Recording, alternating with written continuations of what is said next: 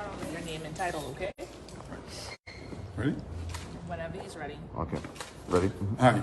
Good afternoon. My name is Raymond Jones. I'm the president of the Bahamas Petroleum Retailers Association. And here with me today are the members of the board and also retailers representing 80% of the retailers here in Nassau. We had an emergency meeting here today to discuss actions that we need to take in order to bring some change to the margin regime that we have been experiencing in the Bahamas and the fact that we can no longer profitably operate our operations in the Bahamas.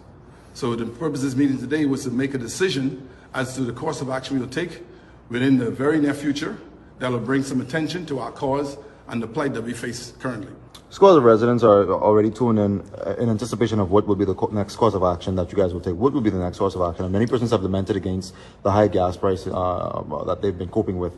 What could be the next course of action?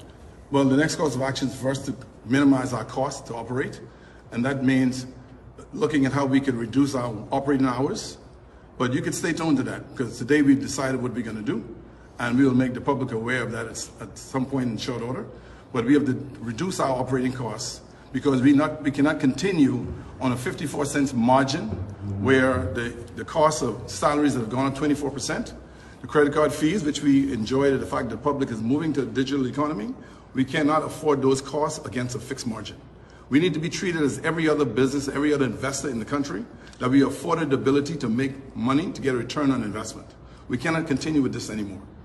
The government said the same thing when they passed on the cost of electricity last year, and we understand why they do that. But we as investors and operators, entrepreneurs, need the same right and responsibility that we could actually pay our staff, operate our businesses, and take some money home to live a reasonable life. And that's why the government introduced a livable wage. We need a livable income from our fuel sales in order to make money for our investment. We have loans to pay, we have overdrafts to meet, and we have to meet the needs of our employees and the public that come to our stations for service. You can't do that scraping to find money to buy fuel at this fixed margin.